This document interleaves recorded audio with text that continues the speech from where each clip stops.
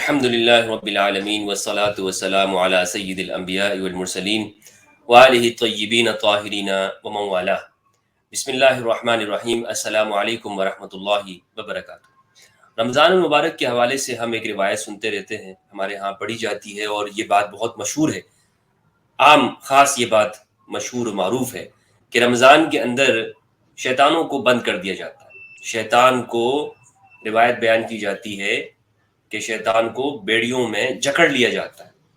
لیکن اسی کے ساتھ یہ سوال ہوتا ہے کہ یہ بتائیے، اگر شیطان رمضان میں جکڑ لیا جاتا ہے، پابند سلاسل ہو جاتا ہے، بند ہو جاتا ہے، تو پھر لوگ گناہ کیوں کرتے ہیں، ہم سے خطائیں کیوں سرزد ہوتی ہیں؟ اور پھر ہم رمضان میں ہی دیکھتے ہیں کہ خاص طور پر رمضان میں جھگڑے زیادہ ہو رہے ہوتے ہیں، اور پھر بھی لوگوں کا یہ سوال اس وقت ہوتا ہے کہ گناہ پھر کیوں ہو رہے ہوتے ہیں. تو یہ جو روایت ہے، یہ روایت بالکل صحیح بخاری، مسلم، نسائی وغیرہ کے اندر یہ روایت موجود ہے.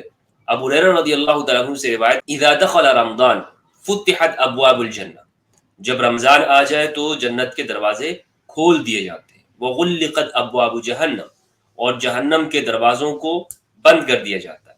وسلسلت الشیاطین، اور شیاطین کو جکڑ لیا جاتا ہے، بیڑیوں کے اندر قید کر دیا جاتا ہے، ان کو زنجیروں میں باندھ دیا جاتا ہے شیاطین کو. اس حدیث کو بخاری نے روایت کیا 3277 پہ، مسلم کے اندر یہ روایت ہے 1079 میں، اور نسائی کے اندر ہے 2106 پہ. ایک روایت میں ہے مردۃ الشیاطین، سرکش شیاطین کو اس میں بیڑیوں میں ڈال دیا جاتا ہے. تو یہ روایت بالکل موجود ہے. اس روایت سے یہ معلوم ہوتا ہے کہ شیطان کو رمضان کے اندر بند ہو جاتا ہے. لیکن سوال وہی پیدا ہوتا ہے کہ پھر آخر گناہ کیوں ہوتے ہیں؟ اس روایت کی تعویل کرتے ہوئے امام قرطبی نے یہ بات کہی ہے کہ یہاں پر ہر قسم کے شیطان کو نہیں بند کیا جاتا ہے رمضان میں، بلکہ ایک خاص قسم کے شیاطین ہیں جو سرکش ہیں، ان کو بند کیا جاتا ہے. لیکن بات بہرحال وہی ہے کہ روایت کے اندر شیاطین کا لفظ آیا ہے. تو اب یہ روایت ہے، اور دوسری طرف ہم اس کو اگر قرآن مجید میں دیکھیں تو قرآن نے جو شیاطین کے حوالے سے جو بات کی ہے، شیاطین کا جو قرآن مجید کے اندر کہ شیطان کون ہے، کیا کرتا ہے، اور اس کی جو قرآن اس کے حوالے سے جو گفتگو کرتا ہے، تو اگر ہم اس روایت کو دیکھیں تو یہ روایت ہمیں اس حوالے سے بالکل قرآن کی آیت کے بالکل مخالف نظر آتی ہے. اور کسی بھی روایت کو سمجھنے کا جو پہلا جو طریقہ ہے اس کی تصحیح اور تضعیف کا، وہ یہ ہے کہ ہم اس روایت کو قرآن مجید کے ساتھ موافق کر کے دیکھیں گے کہ اگر وہ روایت قرآن مجید کے ساتھ اس کا مضمون اور مفہوم اس روایت کا قرآن کی آیت کے ساتھ تطبیق رکھتا ہے، میچ کھاتا ہے، تو پھر تو ٹھیک ہے.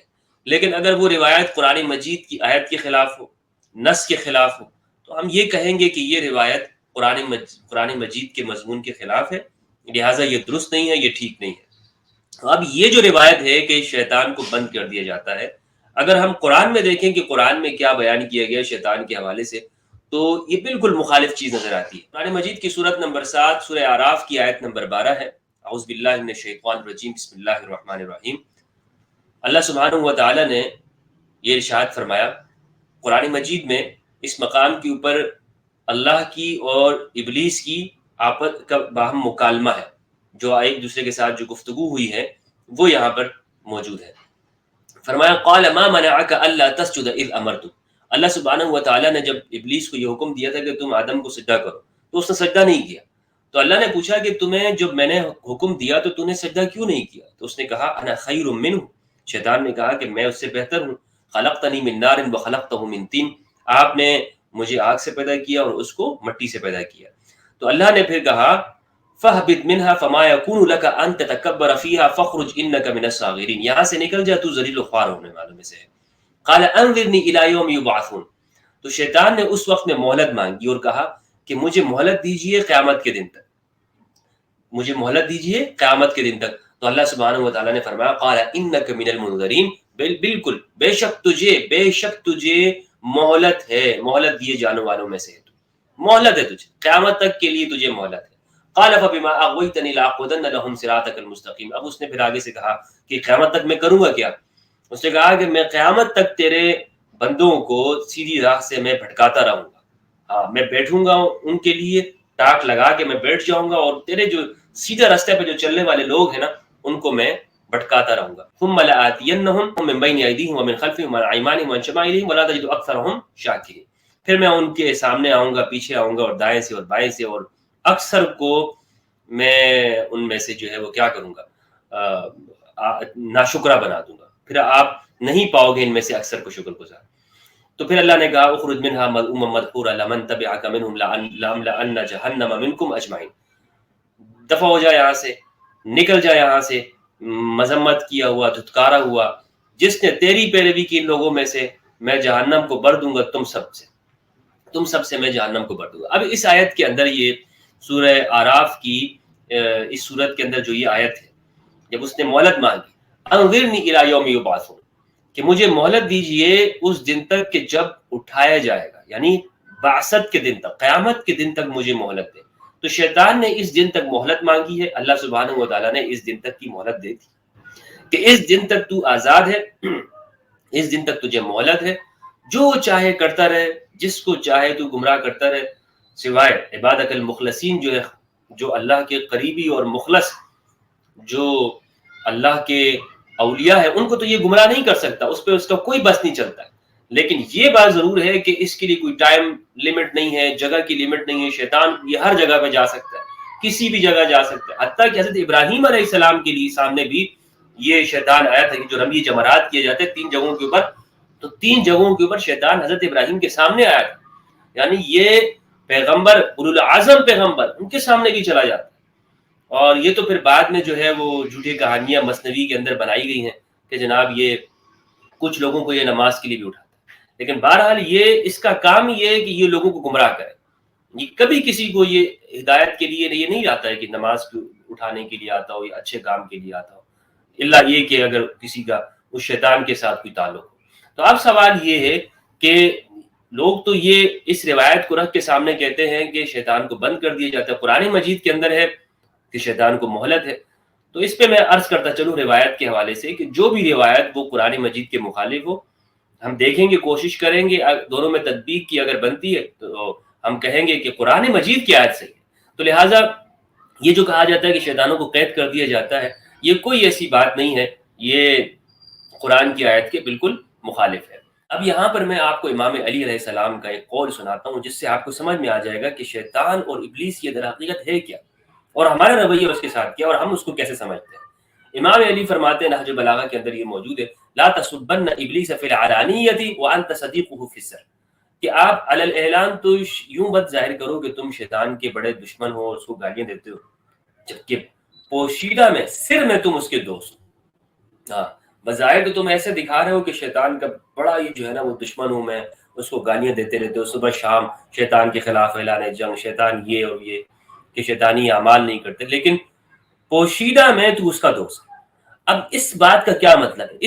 اس امام علی کی اس جملے کو اگر آپ قرآن مجید کی سورہ یوسف کی آیت کے ساتھ ملا کے دیکھیں گے نا تو آپ کو سمجھ میں آ جائے گا. حضرت یوسف علیہ السلام نے فرمایا وما ابرئ نفسی ان النفس لامارۃ بالسوء، کہ میں اپنے نفس کو بری نہیں قرار دیتا ہوں، نفس تو برائی کا حکم دینے والا ہے. ان النفس لامارۃ بالسوء، کہ نفس تو برائی کا حکم دیتا ہے.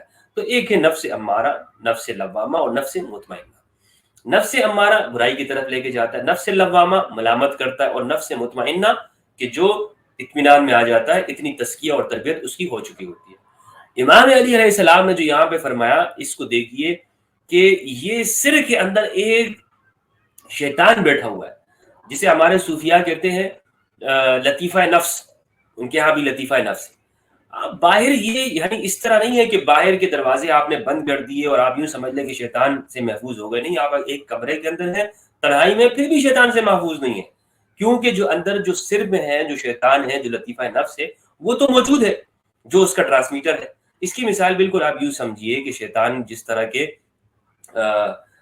طرح ایک مختلف ٹیلی فونک کمیونیکیشن کمپنیز ہیں، انہوں نے ٹاورز لگائے ہوئے ہر علاقے کے اندر، اور لیکن صرف اس ٹاور کے ہونے سے کچھ نہیں ہوتا، آپ بات نہیں کریں گے دوسرے تک. آپ کی بات کے لیے ضروری ہے کہ آپ کے پاس موبائل ہو، اور پھر اس موبائل کے اندر ضروری ہے کہ آپ کے پاس ایک چپ ہو اور سم ہو، اور پھر وہ کسی نہ کسی ٹاور کے ساتھ وہ کنیکٹڈ ہو.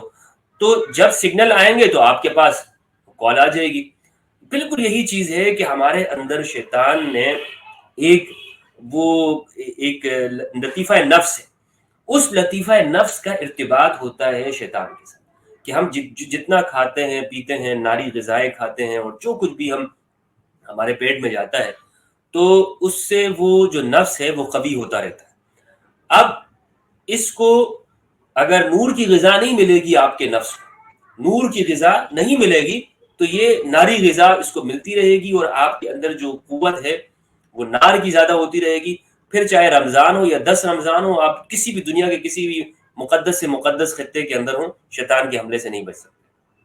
تو صوفیاء کرام کیا کرتے تھے، وہ شیاطین کے ان حملوں سے اس طرح بچتے ہیں اور یہ پریکٹس کراتے ہیں۔ یہ ضروری نہیں ہے کہ جناب آپ رمضان میں ہیں تو آپ بچ جائیں گے اور آپ شیطان چونکہ بند ہو گیا، یہ کانسیپٹ ہی لوگوں نے اس کو غلط سمجھا ہوا ہے۔ وہ اس طرح پریکٹس کراتے تھے کہ آپ کا جو دل ہے، جو کہ عرش الہی کے ساتھ اس کا اتصال ہے، جس کو نوری غذا ملتی ہے، ہمارے پیٹ کو، نفس کو وہ ناری غذا ملتی ہے کھانے کے ذریعے، لیکن ہمارا جو نور کی جو غذا ہے، وہ جو روح کو اصل ملتی ہے، وہ ہمارے دل کے ذریعے سے ملتی ہے۔ اور دل کو کیسے ملے گی؟ کہ جب ہم دل کو اللہ کے ساتھ جوڑ دیں گے، اللہ کا ذکر اس کو کرائیں گے، ذاکر قلب اس کو بنا دیں گے، تو ہم شیطان سے دور ہوتے جائیں گے۔ تو بہرحال یہ چیز اس حوالے سے سمجھی کہ شیطان ویطان جو مشہور کیا ہوا ہے نا کہ جناب یہ بند ہو جاتا ہے، یہ کچھ ایسی بات نہیں ہے، اس کا کوئی حقیقت سے تعلق نہیں ہے، بلکہ قرآن مجید نے جو بتایا ہے وہی درست بات ہے، اسی کو ہم اپنے سامنے رکھیں گے، تبھی ہم شیطانی وسوسوں سے بچیں گے اور قرآن مجید کی آیات ہمیں سمجھ میں آئیں گی۔